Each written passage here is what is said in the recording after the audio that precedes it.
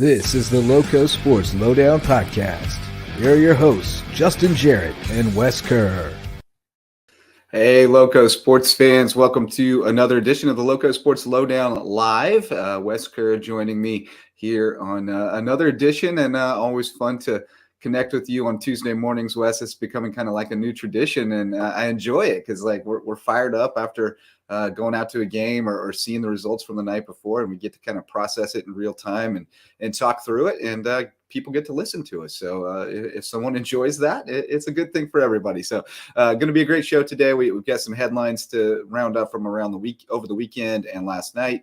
Then we're going to talk with Reggie Jones, the girls basketball coach and boys track coach over at Beaufort High School. We'll have him on here in a few minutes, and then we'll go through some more big stories to talk about. Lowco stars up at the Palmetto Combine, some more commitments, big name commitments to the RBC Heritage, checking in on our guys who were playing down in Chile last week on the Corn Ferry Tour, and then we'll give our Lowco shout outs. But first things first, Wes, how you doing? I bumped into you over at the Den last night when we had the dueling bridge bowls with baseball and softball, and it was a good night at the ballpark. Bugs were biting a little bit, but the rain held off, and it was good to see four Lowco teams. And we got a split. Bobcat softball won big, but a big win for your Hilton Head Seahawks to open that series. And I think they got the pitching set up pretty good for game two. Should be a good one.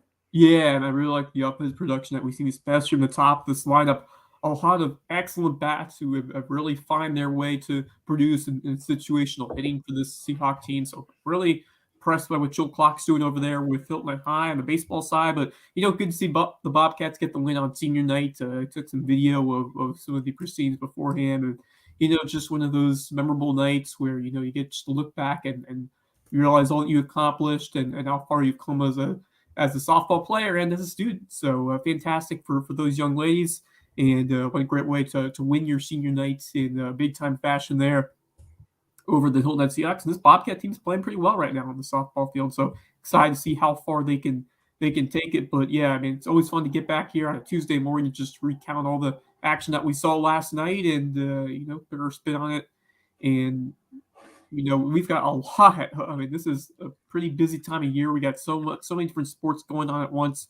Got the RBC Heritage just a week away. It's crazy. It just always creeps up on you, and all of a sudden, the RBC Heritage is here, and we're getting ready for it's the biggest sporting event here in the Low Country. The most prestige, and this year it's going to be is bigger than ever. So excited for that, and looking forward to seeing how the spring sports season continues with a bunch of teams, especially on the baseball and softball side that have been really stepping up. Maybe River, Hilton Head. Baseball looking good. A couple of private schools playing really well. Some softball teams that are showing out.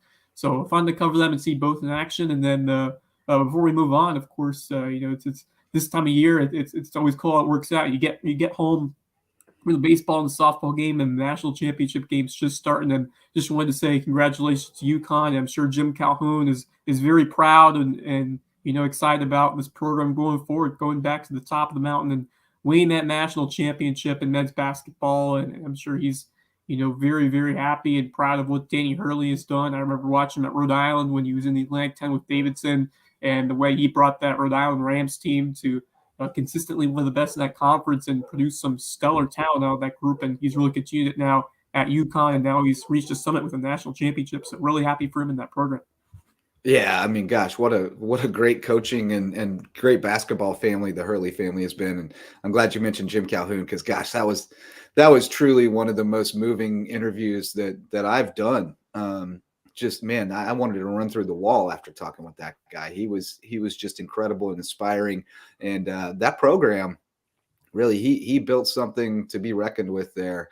And you can see the way that it's carried through a couple coaching changes after he's gone. Really is a testament to the structure that he put in place there, and as well as Gino Ariema. The men's and women's teams were kind of built in tandem there, and it was kind of one of the first places where you saw that, where they both rose to power at the same time. So that was cool to see. But San Diego State put up a heck of a fight. I actually thought at one point in the second half they might come back and win that game. Well, they got it down to like 6, but they got away from what got them back in it. They were throwing it inside. The big guy was challenging Sonogo, and then they started jacking threes and couldn't get them to go. But it was a fun tournament. I mean, obviously missing the Blue Bloods at the end, although UConn has won more titles over the last however many years than the next tier below the Blue Bloods in terms of talent and success, sustained success. I mean, it was the first national championship in probably around almost 10 years, but the way they've been able to produce those national titles, and with a couple different coaches, of course, Jim Calhoun, and then Coach Kevin Ollie coming in, he wins one, and then now Danny Hurley gets it done. So that's a program with some rich history, and I wouldn't be surprised if they continue to rack up his championships in the coming years, the coming decades. But shout out to Angel Reese and the LSU team as well. What a great women's tournament in Final Four that was. Tough one for in South Carolina, but man, those games were entertaining. Caitlin Clark put up a show for Iowa, and then Angel Reese coming out on top with the women's national title game. I mean, what a battle that was, and just great to see the women's game on the rise in the college ranks. It was the most fun I've ever had watching women's basketball by a pretty wide margin. Like it was really fun. Clark was sensational, and then LSU was underseeded big time. I mean, they only had 2 losses, and one was to Carolina. Like they're a really good team. Kim Mulkey knows what she's doing. The women's game has so many tremendous coaches who really understand the X's and O's and the science of basketball and teach it so well.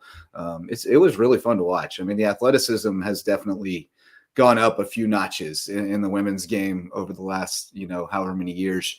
And it's something else. It's good stuff. A girl from Savannah on that LSU team too, Flaujae Johnson, I believe is her name, a rapper. She's really cool. So basketball season, we can put a pin in it except for the NBA. So we're almost out of basketball season, but that NBA season will drag on to June. So we still got a ways. Basketball season never truly ends. And we got AAU teams out there too. Yeah. We got AAU too. We're still getting blown up in the Twitter mentions with basketball stuff every day, so it's all good. But let's get into a few headlines here, Wes. Not keep Reggie waiting too long. Big one. We got one of our high school football coaching jobs off the board. JP2 making a hire. Coach Mulligan, whose first name is escaping me at the moment, starts with an S.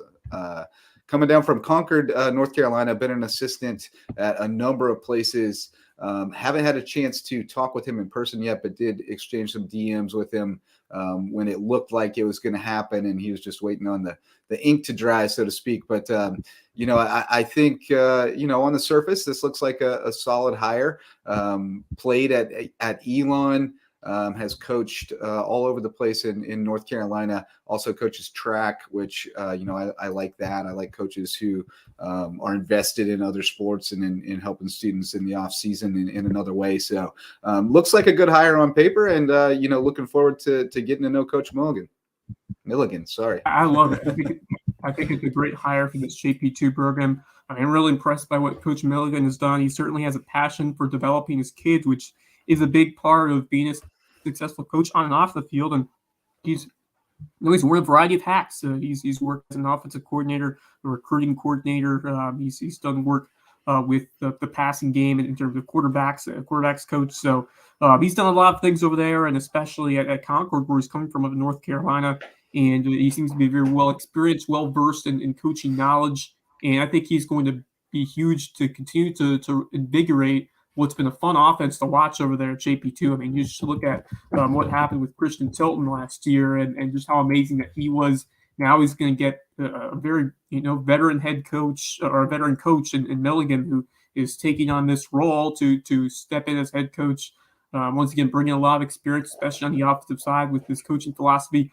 I think he has potential to work wonders and elevate Tilton's game even more, possibly with his experience out there, especially working on the offensive side and his passion for molding young men.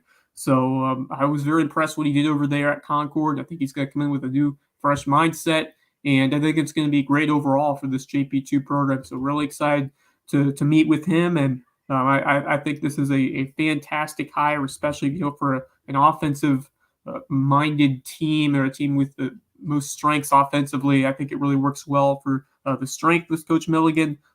He's definitely had a lot of offensive mindset in terms of his coaching over the years, so I think it's a good fit.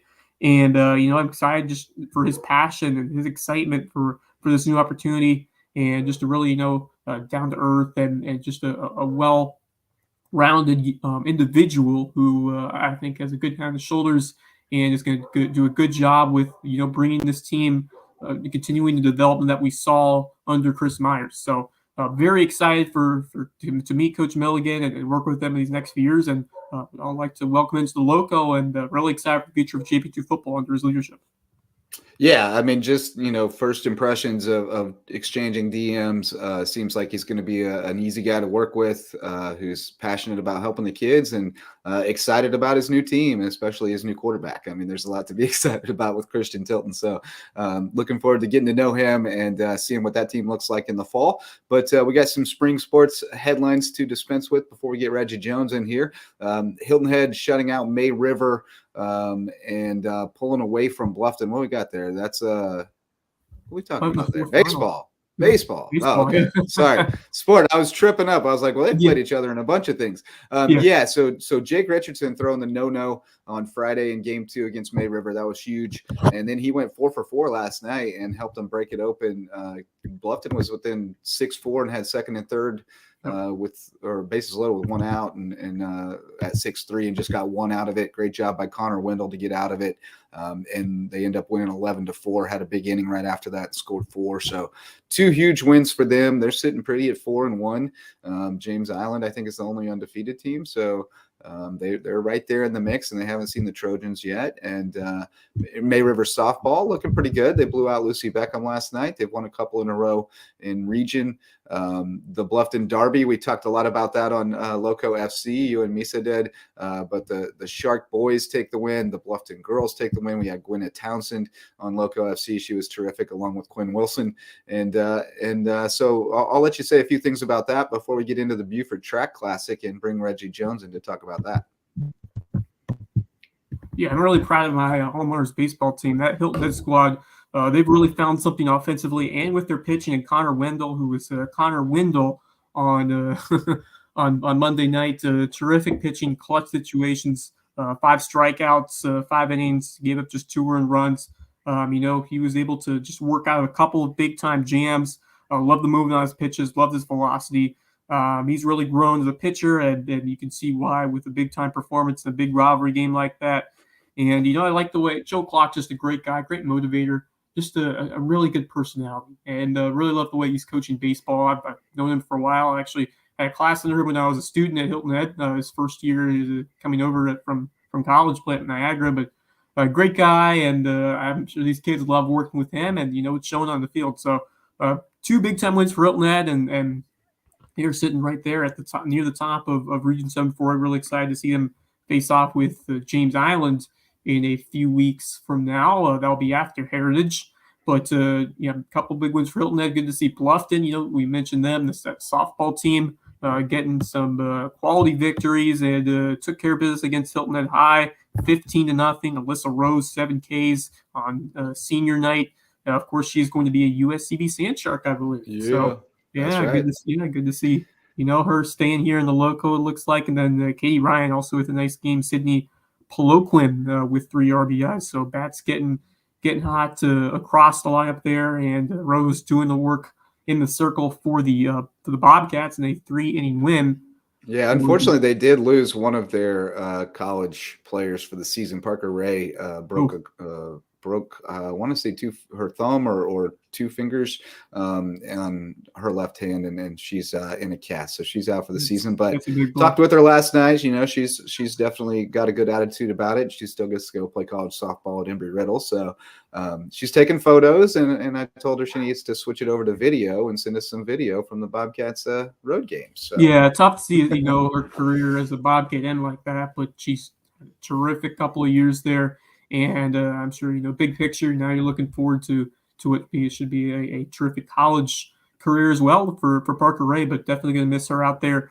I'm in the circle and at the plate, but, Alyssa Rose, she's going to have to carry a lot of load in the circle, and the bats are going to have to stay hot. But it's definitely the talent still there for Bluff to make run, but that is a big blow with losing Parker Ray for the season. But then some other sports going on as we look through the rest of these headlines. May River boys, going back softball rather real quick, May River softball. I wanted to mention them because they're also playing well this year. A couple of victories in these past few days, and this Bluffton softball. It's we've seen some talent across the board now, and don't count the May River Sharks because they have been rolling as well, and pulling up their scores right now. But man, just a lot of softball talent. You mentioned Colleton. Colleton's always, 7-4A is, you got a lot of talented teams. Bay River 12-2 over Lucy Beckham.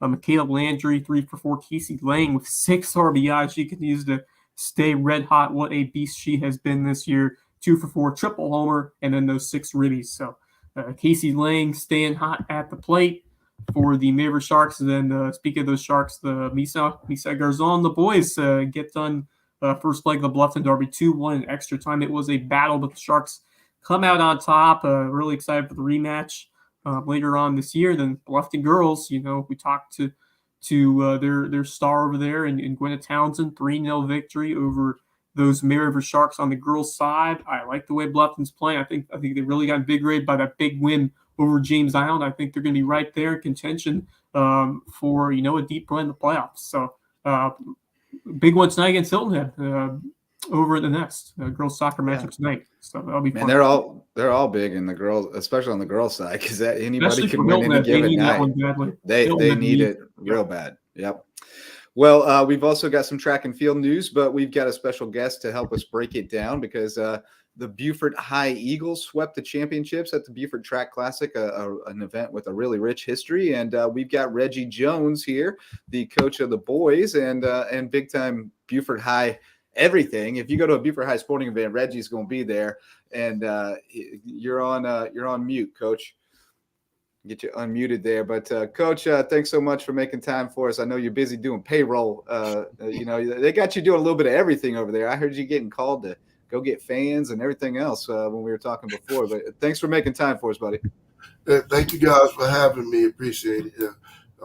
That's one of my many duties as the principal secretary and office manager.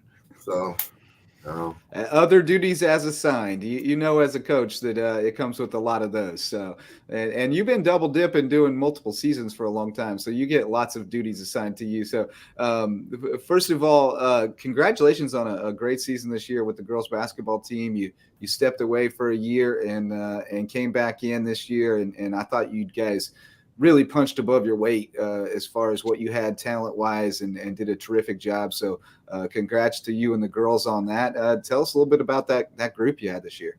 Well, that group there, it was a bunch of girls who we had some young ladies who stepped away for COVID for a year. And then we had some, the Riley twins that came in. Brozak twins, Riley and Brozak. They came in, and then Topaz, which will be signing next month. Excellent. Signing with Penn State Hazleton. So we'll be doing a little ceremony for her. And, Quinn, she signed with Georgia Southern. And I can tell you I had Quinn since freshman year. And this year I don't think I had to get on her not one time. She was a total leader out there this year. And she set the tone. And those young ladies followed her, and they stepped it up. And I used to say, look, if she can step up like this, you guys got to step up too. So without an off season, without a summer, I think they did a fantastic job. We took them out, got jumped on by some 5A and James Island 4A teams, but we needed that to go in our region play, and it helped out. And we got I think I'm taking about 40 girls to camp this summer. I reached out to Ladies Island and Beaufort Middle, and my former players coming back, and we're going to take them out to 2 camps this summer. So we should have a pretty good program next year. Very good. That's really cool. Just to tell me more about some of those camps and some of those players that we might need to keep an eye on as we look forward to the 2023-24 season. Okay, well, I always go to Wofford. I love Wofford. They take care of us when we go to Beaufort. That's one of the classiest programs and campuses, one of the cleanest campuses I ever seen. And the coach takes care of us up there. I always take them to CSU. New coach there reached out to me, so I'm going to take the girls back there. And we have to watch out for another Dennison, Allie. She's going to Yeah. be great. I think she stepped up a lot. It was hard playing for her dad. That's with any kid playing for their dad, coaching and playing together. But I think they got along great. And we have our returning only senior, which is Anaya Houseel. A little more work and a little more pressure I'm going to put on her. She'll come around just like Layla and Quinn, and she'll be that driving force for us. But we have a bunch of young ladies that were coming deep off the bench that will be playing. I actually played the seniors against the underclassmen, and they stuck right in there with them, and they gave it to them. So and I have a couple girls coming from the middle school. One nobody saw that was about 6'4" as a 7th grader, and she's coming in, and I coached her sister. So all I had to do was go knock on the door a few times, and she's going to be with me this summer. But we got a nice young group coming in. All the girls on JV are on the track team, so that's always a plus. All our girls are playing a sport in the spring, so I love that when they're keeping active, and I still get to watch. I think Quinn, I tried to play goalie against her the other day, and she kicked one at me, and I walked away. I said, "Okay, that's your sport," but it's gonna be exciting. Oh man, we should have had a camera out there for that. That would have been fun. You versus Quinn Wilson in a shootout. I don't think it would have ended well for you, buddy. Yeah, she wanted to kick one at me anyway. She wanted to hit me a few times. Well, you mentioned track there, and that's really the reason we had you on today, because you guys just won the Beaufort Track Classic, boys and girls. And Anaya Houseel, one of the kids you mentioned there, she's been a beast in the high jump this year. But tell us a little bit more about Saturday and some of the kids throughout this season who have been really standing out for the Eagles on the track. Okay, well, the boys side, we have about 47 boys out there, which is always great, but you always got to find them something to do. And I like to move them around all over the place. So I moved we have a lot of freshmen, and I moved them around. And of course, I told them my football players and wrestlers were coming back. And I went ahead and tricked Colton Ferris into coming out to track and field. Thanks to App State for making him run track. Colton Ferris he told me the other day, he said, "Coach, this is a big playground." He ran over to the high jump, to the disc, to the javelin. That's a decathlete if I've ever seen one, brother. Yes. So he's going to throw the jab for me. He was on the 4x1. He passed off, and Casey Fields. We had Eric Smart. I had and Isaiah Price. That was the entire football team on that relay. And they came in third. That was their first time with that lineup. So the record is 42 flat. They're going to probably get that record this year. I have a bunch of throws. I have 12 throwers, most of them from the football. And one thing I got to say is this is one of the first times you get to work with a football coach that supports you with track and field. He gets them ready in the weight room. I get them ready on the track, and we rock and roll together. And these guys out here, and I'm going to tell you somebody to look out for in football as well as track and field, Eric Smart. Yeah. Eric Smart was on JV last year, and he played receiver. But he went 11 feet he went 10.6 in the pole vault after running 400 hurdles for the first time. And he finished in third place. He won the 100 hurdles, never went over 10 hurdles. He ran a 15.9. This young man probably is going to win state in the 400 hurdles. He's going to be in state in the 100 hurdles. And I got a bunch of basketball players. Jerome Simmons, he's now throwing the shot put. Casey Fields, of course, threw 46 feet. He's going to be at 50 feet by region. And he also threw the javelin. Didn't he throw the javelin like 155 the other day? 150. Yeah, but he's got a longer one than that. Wow. Yeah. Wow. And then so what I did was I took we had two cornerbacks. You had Isaac Smalls, who was a freshman. He finished third and fourth in the hurdles. And then I had Lamar Knight, one of the twins. Oh, yeah. He took second place behind Casey, first time ever competing. He threw 130 feet. You know, they're competitors, and you can tell that championship spirit is rubbing off on the other younger athletes out there, and they're trying to follow them, and they're leading by example out there. So, Coach Library, everybody think we lost a lot of seniors, but we have a lot of young men coming back. And it helps the entire program. Football sets the tone. And you said it right there. Football sets the tone for the entire rest of the year. And just, reflect on that historic 2022 state championship campaign led by Bryce Lavin, a lot of those seniors, Casey Fields, Colton Ferris. Just reflect on the historic nature of that championship win. Well, that was very special because those coaches, I have to give it up to those coaches because Crestwood game, you can see those guys know how to go in at halftime and put a plan together. And matter of fact, I asked Coach to come in halftime at my game one time for basketball. Hey, see what I'm doing wrong. But you want to come make some adjustments, Coach? But what those guys did, what they did was set a tone that the rest of the county need to look at. Those guys came in at 6 o'clock in the morning, 5:30, 6 o'clock in the morning. And the county and the parents had to buy into that. And that's where it started from. They started buying in. And then they started working together, and the coaching staff was excellent. And they set the tone. And I actually, before basketball season, I went to that tournament with all 5A schools. I said, Coach Librand, I want to ask you a question. You think I should back out of this being a 3A and didn't have a summer? No. He said, Coach, go play those big teams that set you up for your region play. So we do talk to each other in different sports, but the way they carried themselves around the county, the school, it really lifted them up, and they expected to win. They didn't go out there and hope to win. They expected to win, and that started with the coaches. And it's moving on. You saw Ferris and them set the tone for wrestling season. Then you had Dennison with basketball and the other guys. Now it's moved over to baseball and track and field at the same time. So Colton Ferris right now can be the first athlete to win 3 state championships in 1 year, 1 calendar year.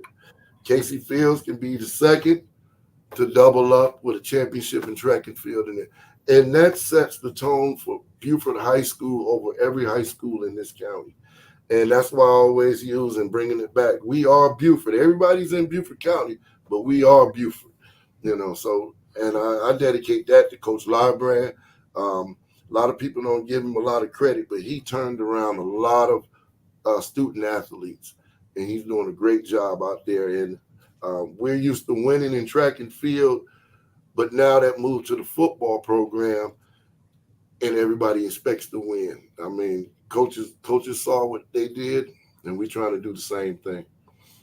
Yeah, definitely rose the tide and the ceiling for Beaufort High School athletics when you bring home that football state championship. It's infectious. It's it gets in everybody, and certainly especially with football, because so many of those guys go on and play other sports after football season. They take that championship culture and mentality with them, and that can turn into something really special really quick. Tell us about some of the girls that are standing out on the track as well. Obviously I know Coach Glaze is our guy there, but you're hanging out there every weekend, so who's getting it done. I coach the girls hurdlers, and I have Anaya Houseel at basketball. She false started the other day, by the way.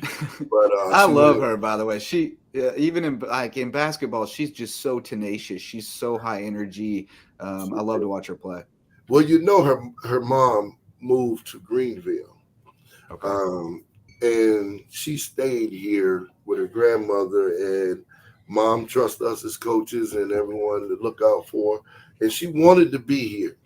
And she was in state meet, only ran the hurdles 4 times last year. She finished 8th and tied. Well, she got 2nd place in high jump. But this year, she's one of the top hurdlers coming back, and she's going to run 400 hurdles. And he has a young team, a very young team, but those girls are competing. Uh, we have a bunch of eighth graders. And I don't know if anyone knows, Mr. Glaze won most of his championships with eighth and ninth graders, eighth, ninth, and 10th graders. And but Miss Houseel, you have Anna Lyles. She had an awesome day in the pole vault and 400 hurdles, and she can do anything on the track, high jump. And once again, he's giving the youngsters a chance, and he's going to then by region. I'm gonna put the young ladies in there, but I cannot forget Charlize Antia and her sister Dolly Antia. She has ran 4 monster races back to back. She will run the 4x8, the 800, the mile, the 2 mile. If Mr. Glaze could put her in the 4x, if he could put her in 5, 6 events, he would. But she steps up to the plate. She's signing this year with Charleston Southern. That's where she will be going. She will be continuing her track career there. There's a lot of schools upset about that, but she set the tone for the boys in the distance program. I tell the boys, if she can do it, you can do it. And they hate when I do that, and she loves it. But, and of course, we have some ladies in the jumps. We have Miss Walker. She's going to be doing good. She's a senior. But Charlize is leading that group, and along with her younger sister, she's doing some great things there. Yeah, he's also putting up some outstanding results there on the track and field side. So yeah, a lot of talent, a lot of depth on this girls' track roster. And talk about your relationship and how fun and how much of a joy it's been to coach these young ladies. I mean, especially for you to get back to basketball court. And I'm sure you missed it for a bit. Like just describe the joys and the passion that you've had coaching both on the basketball side and the track side for the boys and girls, and just the infectious energy that you instill in these kids, and just all the passion that you show, which invigorates these kids to raise their level of play. Yes, I mean, I love it. I mean, my basketball players, there's a lot of them out there. I forgot to say something about Asiana Lowe and Jakaya. Oh, Lord, she's going to get on me. Major. They're dominating in the field events. But what a lot of students are realizing, football and basketball, you constantly have a coach on you and getting on you, telling you to do this. Track and field, you develop your relationships out there because all of that is motivating. There's no need to get on you. It's motivating. It's more teaching. We have to do a lot of one-on-one drills and techniques, and that's where you gain that relationship. And once you do that, they be successful, these young ladies and young men will do anything in the world for you. And that's why I came back 2008, because a lot of these students, they need to go to the next level and they think they can't. And, my passion is seeing them go to the next level, college. Even if you're going to go to the military, go in as an officer, ROTC. I preach college to everyone, and these young men and women are striving for it. And all they needed was that push. And a lot of parents don't understand the process of financial aid. They don't understand the eligibility center. And that's where I come in and I don't care anybody who wants to go to school, if they're not even playing the sport. There's scholarships out here. If you have one of your eyes are blue, one of them are green, there's a scholarship for that. If you have, and that's the truth, and if you have red hair, there's a scholarship for that. And a lot of people don't know it's so much money out here for these student athletes, for students, period. And they need somebody like me, and that's what I'm here for. I already gave myself the title NCAA coordinator. I don't get paid for it. That's just something I want to do. And that's probably why I can't do nothing but that time around. I want all these young students to go to college, and that's what it's about for me. And that's what relationships I have with students.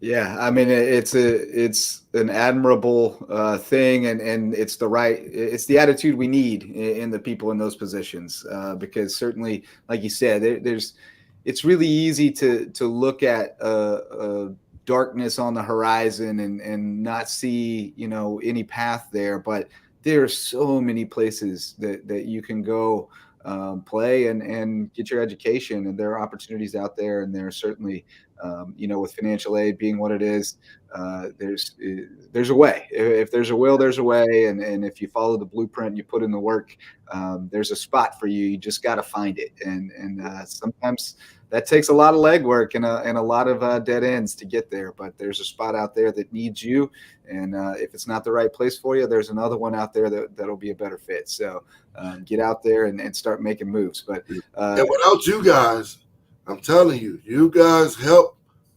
I don't know if people don't realize how much y'all do for us in helping getting these athletes to school. I have found clips on your site that I have sent to colleges. So what you're doing is also helping. I mean, this is a village.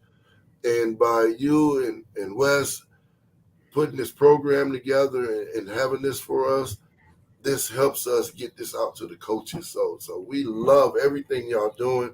I wish I could do more. If you need me, let me know. I'll go out here and do community service with you, anything you need, because I love what you guys are doing for us here at Beaufort High School and Beaufort County.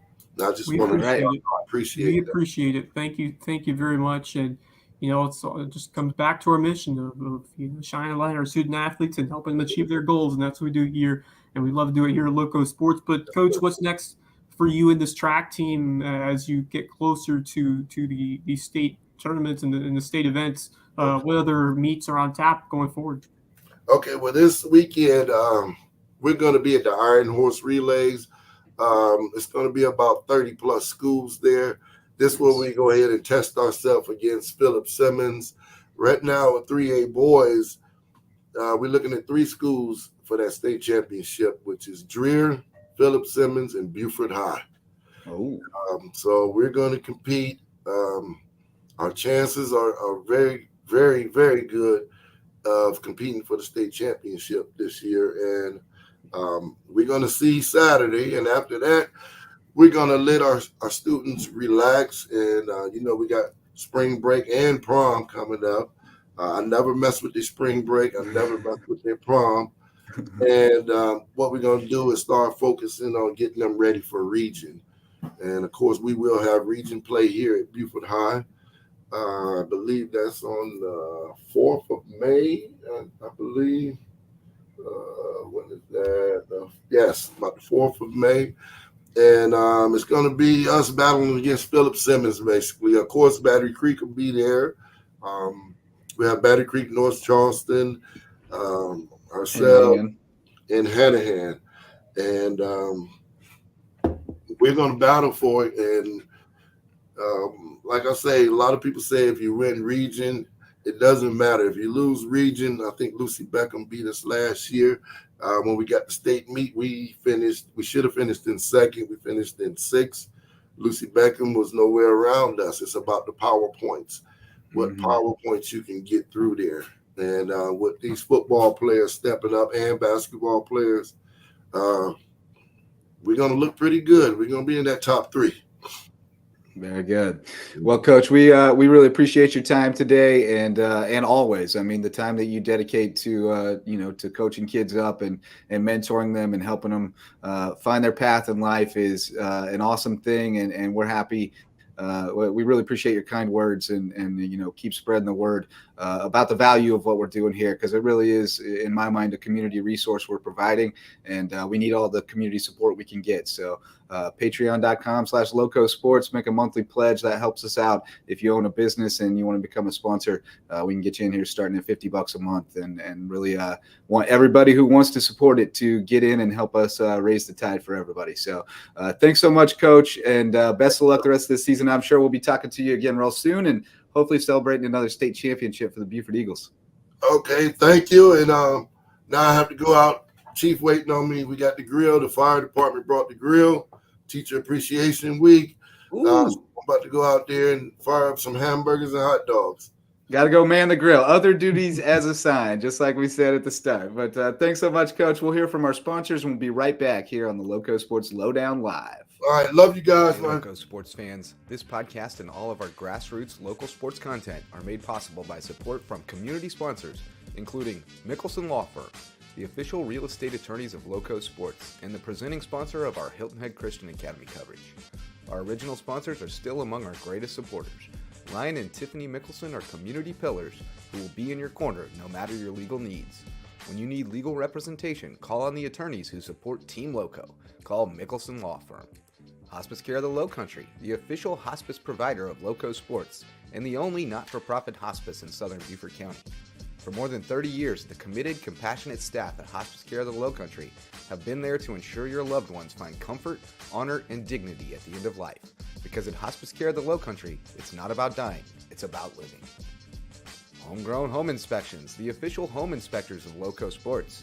Jan Lucas and his team provide thorough, detailed home inspections aimed to ensure everyone goes into the transaction with open eyes and confidence. Jan would rather reveal an inconvenient truth than look the other way and provide reassurances that could come back to burn the buyer in the long run. If you're looking to buy or sell a home and need an honest, reliable inspector, call on Homegrown Home Inspections, official sponsors of Loco Sports. DDS Web Design, official SEO experts of Loco Sports. If your business or organization has a website and you're trying to figure out what SEO is, you need to call on Denise and Dave Sinkovich at DDS Web Design. They'll provide a free consultation and do all the behind-the-scenes work to boost your search engine optimization and get your website found online so you can take your business to the next level. DDS Web Design, official SEO experts of Loco Sports. American Wood Reface, sustaining sponsors of Loco Sports. Does your kitchen need a facelift? Before you start picking out new cabinets, give Ben and the team at American Wood Reface a shot.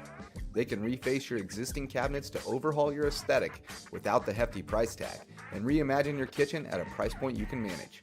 Be sure to tell them Loco sent you, because every referral helps support Loco Sports. 4M Metals, sustaining sponsor of Loco Sports. Got metal? Your roof might need it. Metal roofing advantages include better energy efficiency, weather protection, longevity, a more aesthetically pleasing design, and the product is all green. So if you've been thinking about a new roof, go metal. Let 4M Metals be the difference in your roof. Jay's Barbershop. It's the talk of the town and the place to be in Ridgeland. If you need your ears lowered, head over to Jay's for a fresh cut and great conversation with good folks. And tell them Loco sent you. Local Pie, official pizza sponsor of Loco Sports. They sling some of the best pies in the Loco, and my kids say the mac and cheese is the best around. Hungry? Hit up Local Pie, longtime supporter of Loco Sports. Barefoot Floor Care of the Lowcountry, the official floor cleaners of LowcoSports.com. If your feet tell you your floors need cleaning, call on Barefoot Floor Care of the Lowcountry. They provide residential and commercial services, including cleaning carpet and area rugs, tile and grout, upholstery, curtains and drapes, mattresses, and more. But most importantly, they'll get those floors so clean, your feet will thank them. Barefoot Floor Care of the Lowcountry. Hilton Head Prep is a sustaining sponsor of Loco Sports, and we tell you all about the Dolphins' athletic exploits. But did you know it's also the #1 ranked private K-12 school in Beaufort County and ranks in the top 2.5% of schools nationwide? Visit hhprep.org to see what Hilton Head Prep has to offer. Beaufort Academy is a sustaining sponsor of Loco Sports, and we love covering the Eagles. With a student-to-faculty ratio of 7-1 and an average class size of 14 students, Beaufort Academy could be just the educational solution you're looking for, with more one-on-one attention. BA has a strong history of working with the whole child to prepare each student for college and life. Check them out at BeaufortAcademy.org. Thank you to all of our sustaining and supporting sponsors for their support of LowcoSports.com. Go Loco! All right, welcome back, Loco Sports fans. We are rolling along on Loco Sports Lowdown Live here on Tuesday, and had a great talk with Reggie Jones, who, one of the the best dudes out there. I mean, just a tremendous coach and mentor, and great to hear him talk about, his passion for helping kids find their path to the next level. Yeah, I mean, what a fantastic and just an uplifting. We have a ton of great interviews over the last week, both on our Lowco FC and the Lowco Lowdown, on our Lowco Diamond Dudes baseball podcast. But you just look at all that Reggie Jones has done for his kids, young men, young women, going back to the basketball scene, taking over the girls' basketball once again, and having a phenomenal season. His leadership was essential for that team's success, and he got some stats in the court as well. But it all comes back to the hard work, the positive mentality, and the energy that Coach Reggie Jones instilled in this group, and that translates over to the track side as well. And just great to see so many athletes from so many different sports. You mentioned all those football players like Casey Fields and so many others we talked about who showed out in the gridiron and now doing the same thing on the track and field side, trying to bring home another state championship. And Colton Ferries, that guy is just some kind of athlete who loves to compete and loves to win. And he might not be done yet. He might be putting out another state title and potentially three, making history with 3 in one school year, which would be just flat out amazing. You rarely ever see that, a 3 sports state championship winner. He has a chance to do that special thing here in a few weeks, so we'll definitely keep our eyes on that. But once again, just an amazing motivator and an amazing influencer on these kids, and just brings that winning energy no matter where he goes. And you mentioned other dudes this side. He just loves to help out, love to see Beaufort High succeed, and he has contributed to just the amazing culture we're seeing today with the Eagle Athletic program. My man was wrapping up our interview and going to cook burgers and dogs for the staff. I mean, it's awesome. And just the motivation to help these kids achieve their college dreams. As you mentioned, there's scholarships out there for everyone. It's all about having the ability to pursue it and just having that mindset to go after it. And the work that he does for his kids and for his, these young men and women, just amazing.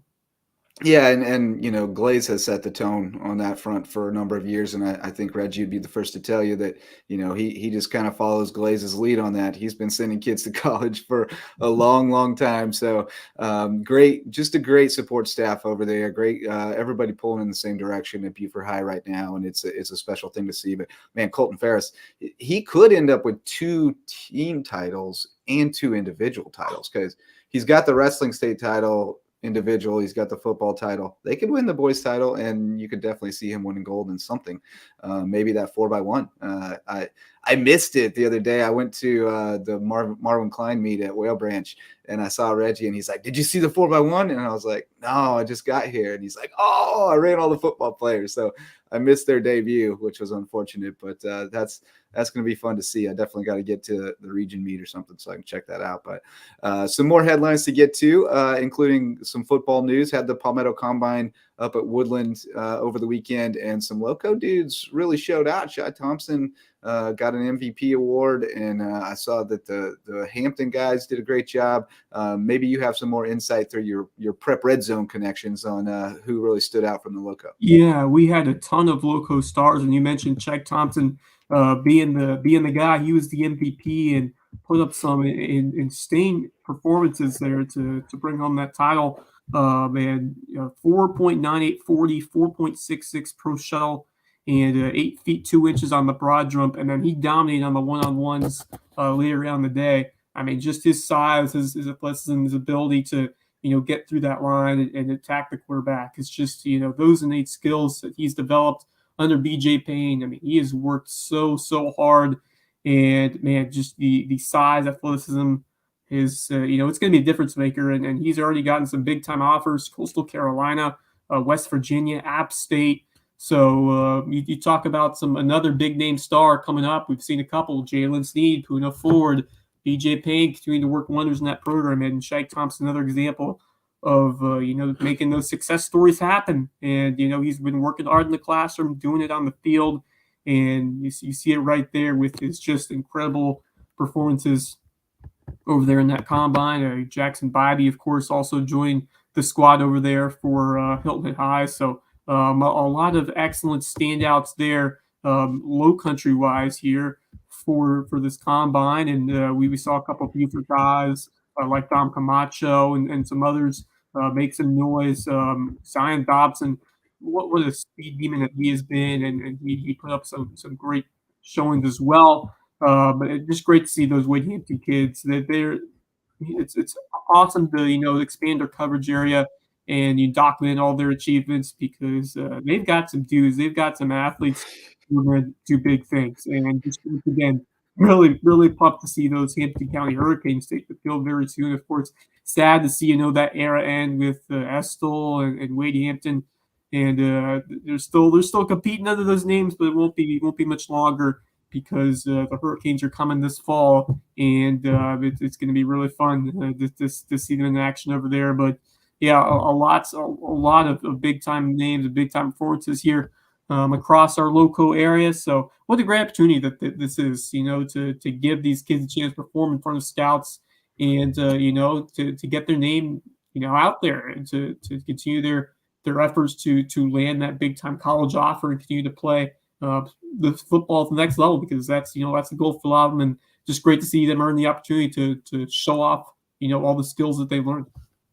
It seems to be a very well-run event that has the right mindset in terms of getting those measurables, getting everybody the verifiable measurables that they can then use to get themselves recruited, and but also give them the opportunity to go one-on-one and show the competitor that they are, because we all know it's a little different on paper. A foot race is not the same as a foot race when the other guy wants to knock the crap out of you. It's a different thing. So getting those one-on-one opportunities as well. And, I just think it's a really positive thing that helps a ton of kids in South Carolina. So kudos to everyone involved with that.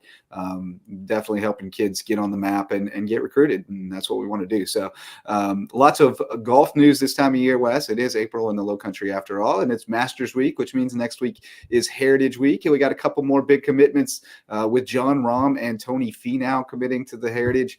Not guys who have typically come here. So once again, the elevated status, bringing in some new names that coming over to Harbortown, and we get to see how these big hitters can fare on the Pete Dye Jack Nicklaus masterpiece. Should be fun. I mean, all the big names, almost all of them are coming. The gang's especially all on here. The PGA Tour. Yeah, gangs all year, and it is going to be lit over there in Harbortown next week at the RBC Heritage with, I believe, at least 8 or 9 of the top 10 golfers in the world. I mean, that is unheard of. That is remarkable.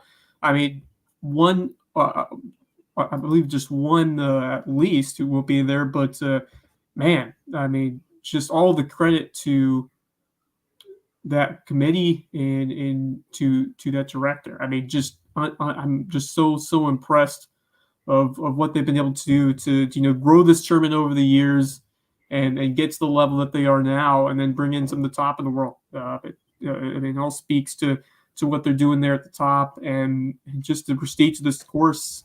And just we mentioned how much they love coming here, and it continues to be right there with John Rahm being one of the best former world number one back in 2020, and he continues to light up on the tour. He's got 10 career wins on the PGA Tour, has a major win as well, the 2021 U.S. Open, a couple of top 5 finishes over across the major calendar. So he's a guy that will compete at the biggest stage, and certainly a guy that should be able to contend here.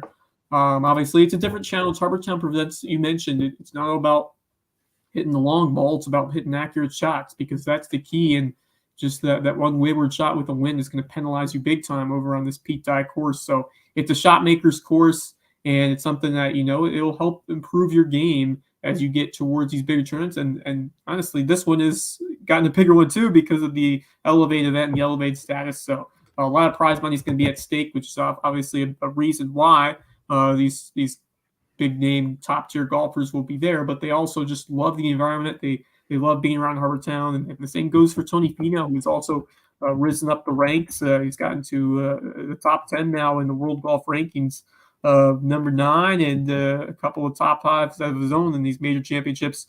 Came in 3rd in the 2019 Open Championship, tied for 4th the PGA in 2020, tied for 5th a couple years ago at the Masters when Tiger Woods won it that year. So he has been right there, and another guy who seems like to be just on the precipice of that big time win in a major tournament. He certainly fits the mold of a future major winner. He's 33, still a lot of golf left to go for him, and speaks to someone that he's worked tirelessly to get to this point. But definitely it took a while to get there for him, but now he's proven it and he's made it on the big stage, and really excited to see both those two, big name golfers compete in Harbortown. So should be a great, might be the best heritage we've ever seen. Just looking at the field and looking at the talent surrounding this event, and of course you got Jordan Spieth getting ready to defend his title, and man, it just pumps you up to watch the Masters because you see all these guys who you're going to see a week later, and it's just really fun time to be a golf fan here, especially in the Lowco. Yeah, gosh. So I don't think Hovland is committed yet, is he? Victor They might Hovland, be.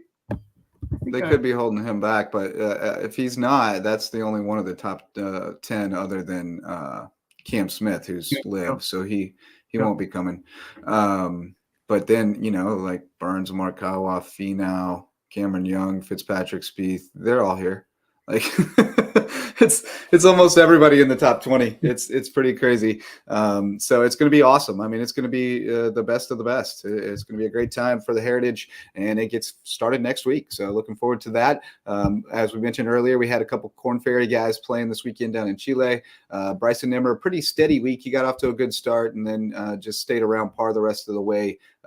Finished tied for 50th, and then Mark Anderson was off to a pretty good start as well, and then he faded the last couple of rounds, but did make the cut. So paydays for both of those guys. They get a plane ride back from Chile, and they get a week off from the Corn Ferry for the Masters, and then back at it. So anytime you make a cut and you get a paycheck, that's a good week. Yeah, that's a positive sign. And going back to here to Steve Wilmot, his name was escaping me, but man, what an amazing job that he has done. He's taking over this tournament for a number of years, and just the way that he's brought it to the level that it is now. All the credit to him and his staff, and Jonathan Wright, who helps with the course maintenance. What an amazing job that he does. I mean, those people, they've been there for a while now, and they understand how to put together a golf tournament. And it's really fun to see that success happen right in front of us. And it takes a lot of work. They start planning years in advance.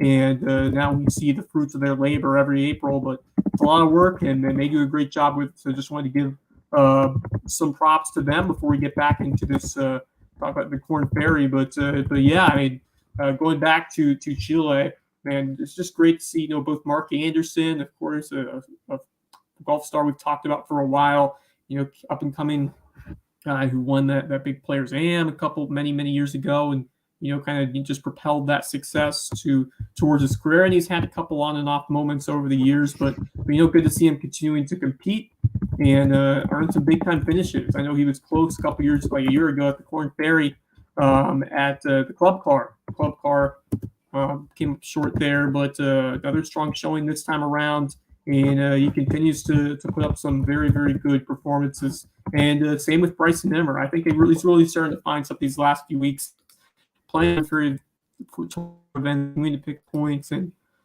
he's doing well for himself so far this year. Great to earn the paycheck, get that money in the bank, because it's a grind. You're trying to earn. I mean, with the amount of cost it takes to place in these tournaments and continue to stay afloat, getting that paycheck is everything. So big time result there for Nimmer to earn another solid check and make a cut like that.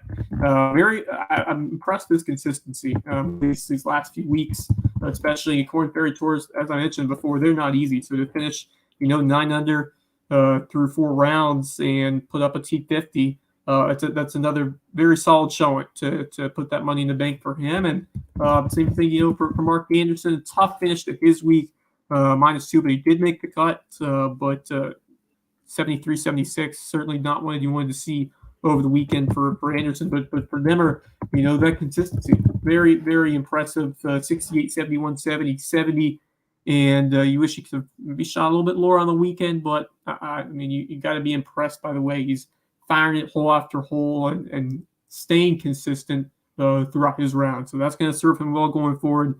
And so once again, so much of a career ahead of Bryson Nimmer, and just I've enjoyed watching him compete and battle out there, because he had to learn how to win over at Clemson. Talked about that, and he found it a couple of years back, and he settled in as a guy who has the hunger in him to continue to clamp the charts and get that torque hard. We'll see what happens. And definitely all in his corner going forward. And always love what the Nimmer Tracker, the Twitter account Nimmer Tracker does to keep us updated on all his exploits. And wishing the best of luck going forward. Yeah, we'll have to see if we can get him on Friday or Tuesday and help us talk about Masters and Heritage. Right. Bryson Nimmer, good people. One other thing I came across on Twitter after we started recording and wanted to shout out was Bill Demude, the longtime wrestling coach, first at Beaufort High and now at JP2.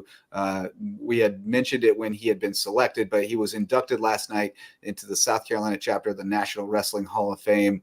Saw that George Dixon was there to help induct him, which is very cool because, George, a longtime coach and ref here from the Lowco as well. So those guys know each other very well. But Bill Demude, another one of those terrific servant leaders who chose to become a teacher and coach and help, shape the next generation. And we just can't be thankful enough for guys like him. Yeah, we congratulate him on all that he's done, and just a terrific accomplishment. He's been around the area for a while. Served at Battery Creek a long time ago, and then worked at Beaufort, then went over to JP2. So he's done a lot of, so much appreciated for all the tireless effort that he has put in as a wrestling coach. And, it's a grind. It takes a lot of commitment. It takes a lot of, dedication. And he's shown that throughout a variety of schools for these kids. And once again, it comes down to molding young men, having that passion, having that, the extra fire to help these kids achieve their goals on and off the court, on and off the mat, on and off the field. And Demude was an amazing example of that throughout his career. And what an inspiration that he has showed for all of us, all students, all of us as teachers and workers, and having a man with that kind of level of dedication and excitement for what he does, and his will to just always help those kids. I mean, once again, one of those servant leaders you mentioned, we've had a lot of them. I mean, Bill Demude. You go over to Beaufort, and you look at, of course, Reggie Jones, we just talked about, but Herbert Clays. You can even put BJ Payne's name in there for what he's done with the football recruiting. So many Bryce Lyron, so many amazing young coaches and older coaches alike, who have just done incredible work and yeoman's work out there. And we appreciate every single one of them for helping to shape the Lowco to be the amazing place it is. Yep, we see you working. We know who you are. You know who you are. Keep doing it and keep trying to help these kids get on and be their best selves. That's all we can do in this world, man. Help the next generation be better than we were or be better off than we were. So with that in mind, Wes, let's give some shout outs. Let's shine a light on some of these teams and athletes who have been doing work and repping the Lowco well. And I'll let you take the first crack. Yeah, well, I'm going to go to my alma mater, Hilton High baseball team, because they continue to make good work of these region teams. And we mentioned at the top, I mean, there's so much parity in this baseball region, but Hilton has been taking care of business these last few games. Got a nice shutout win over May River after falling in the first game, and then dominated Bluffton 11-4, especially those later innings. It was close. Bluffton was striking back. You mentioned they had the bases loaded in a 2-run game, made it 6-4, but those hot Hilton Head hitters got the bat back and ended up pulling away. Slater Alsobrook providing some nice speed, great baseball IQ in the leadoff spot, came in relief and made a nice play to throw down on a runner. Brad Larson, you mentioned every time you go to a baseball game for Hilton Head, Larson finds a way to get a hit. Can't get him out. I mean, just great contact, sees the ball really well, very disciplined hitter, drew a walk, drove in a run. Jake Richardson, 4 for 4 with 2 RBIs. He was locked and loaded. And a couple of guys at the bottom of the order, like Blaine Gregory, Landon Schwartz, a really nice day, had a double to the gap. One of those guys did. So it was really hard hit to the left center gap. And just they know how to dig in on each at-bat. Joe Clark does, he does an awesome job instilling that belief. He says, do a job. I mean, it's situational baseball, advancing a runner, driving a runner in, getting yourself on. And by experience as a baseball coach, to have that mentality to find a way to get that job done and take every pitch with a sense of accomplishment, and take it with a sense of what are you going to do here. And this team knows what to do in each situation, and they're very, very well coached and well schooled. And it comes back to the outstanding job that Joe Clark is doing over there. So just want to give a shout out to him and that team, and Connor Windle with a nice performance over on the mound. And then going back to that May River game, very, very impressive to shut out a very strong Shark lineup. And Hilton High, you've mentioned the depth and the talent top end for pitching, but we really saw that come into fruition in really both the games of those 2 games of that series. Back on Wednesday, Hilton Head, it was a 3-1 ball game, and we saw the pitching talent over there as well from the Seahawks squad. And for Hilton Head to stay in this game, despite Tyson Brasington's doing it so well on the other end and keeping the Seahawks bats down, Hilton Head found a way to stay in the ball game. And then on Friday they get done in shutout fashion to get back at May River and win 5-0. Jake Richardson goes 7 full innings on the mound. A no-hitter, actually. No-hitter. 0 hits. 7 strikeouts and 4 walks. So I'm going to make Jake Richardson my player of the week and give Hilton High my team of the week. Yeah, I didn't even consider Jake Richardson for my player of the week because I was like, well, Wes is definitely taking him off the board. 4 for 4 after a no-hitter. Come on, that's crazy week. I like Hilton Head a lot. I spent some time in their dugout last night, and you can get a real good sense about a baseball team by spending a couple innings in their dugout, and they're in a good place. They really are. I mean, somebody makes a mistake, Clock just lets one of the seniors know, hey, talk to him. And he goes and talks to him, and it's taken care of. And, I saw Ethan Russo do that last night, and it's a really special thing happening there in that dugout. And then the pitching depth is, to me, what sets them apart, not apart from James Island, who I still think is the class, but from the others, from the other contenders, so to speak, or challengers, because, they were kind of in a bind with that Wednesday, Friday schedule shift with May River, but they roll Wendell out there, and he gives them a great start and beats Miles Fry, who's a really good pitcher for Bluffton. So now they've got Blaine Gregory. Jake is done because he pitched himself out Friday, but they've got Blaine Gregory. They've got Brad Larson. They've got some arms still in reserve. So not many teams are in that position. Yeah, it really does, because you're going to at some point have to play 3 in the span you normally play 2, and you're going to have enough arms. So I think they're set up very well to make a good run. For my shout outs, I'm going to have a little fun one here. Katie Ryan had a great showing last night on senior night for Bluffton softball. She hit a home run. She hit a triple. She had like 3 or 4 RBIs. That's what she does. But her mom showed me a great picture before the game that she said Katie wanted me to see. It was Katie Ryan and Brooks Van Esselston at prom.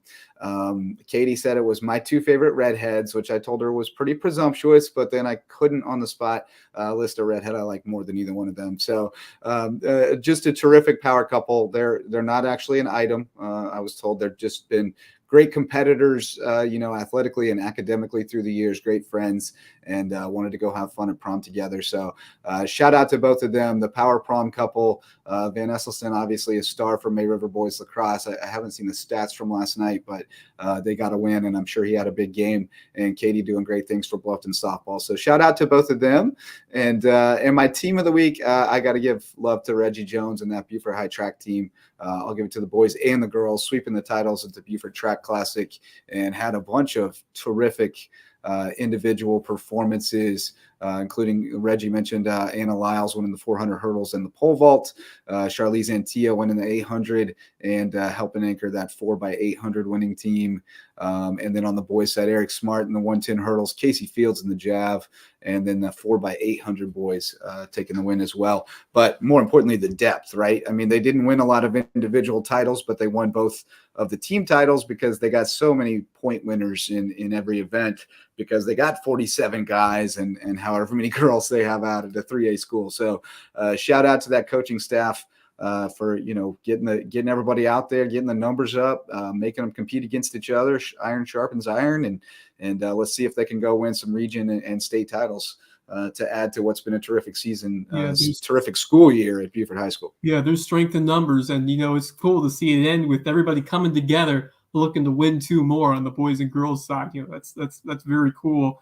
You see all the football players, a couple basketball stars on both sides, and then you just see that the accumulation of talent all together. It's like an all-star showcase of all these Beaufort athletes competing together for state championships, which I think is a very, very cool way to end the year.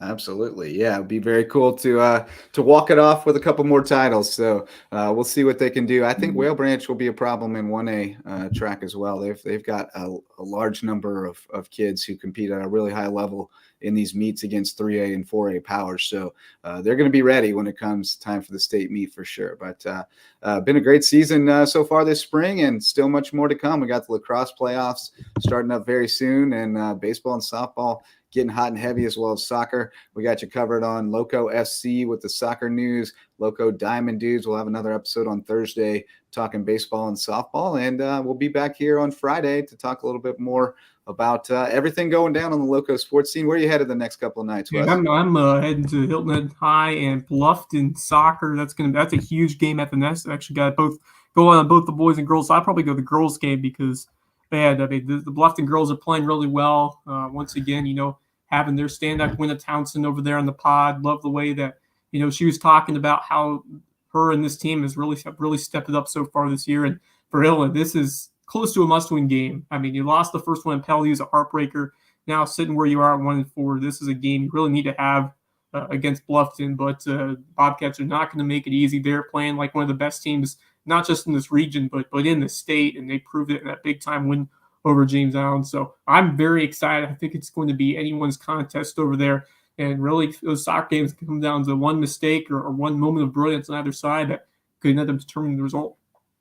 Yeah, no question. Especially in that region where the margins are so narrow, it can definitely be one play that decides it. We got some good ones on tap. You got Lucy Beckham at May River Boys. That should be pretty good. Lucy is strong. John Paul II, Battery Creek. Yeah, that could be interesting. Hilton Head, Bluffton Boys, though. I think I'll probably go check that out a little bit. I've seen the Bluffton Boys a touch, but for a few minutes, but not much of Hilton Head. And I might go sneak over to May River and watch Hilton Head High Tennis play the Sharks as well for a little bit if I can squeeze it in after the gymnastics drop off.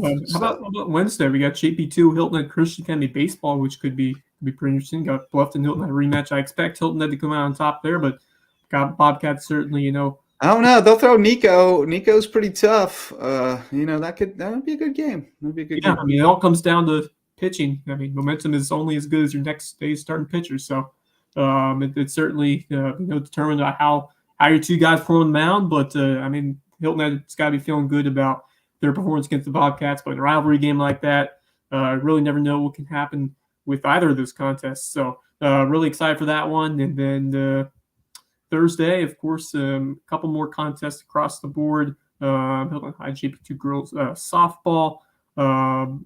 Not too many. We've got Hilton High girls Bluffton across. So looks like Wednesday kind of a sleepy schedule. Tuesday will be the bigger nights, and then get back at it on Friday here in the Lowdown with some more big soccer and soccer contests.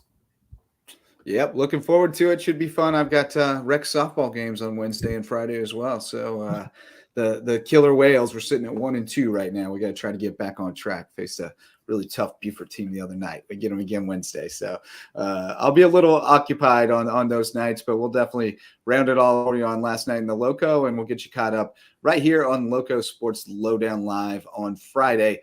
Thanks so much for joining us for another episode. Thanks to our sponsors who make it all possible. Thanks very much to Reggie Jones for taking time with us from all of his other duties assigned to sit down and talk with us. And thanks so much to you for listening and watching. If you want to support us, you can always do it at patreon.com/LowcoSports with a monthly pledge, or if you're a business owner or work for a business that would like to support us as a sponsor, just get in touch at LowcoSports@gmail.com and we will set you up with a package.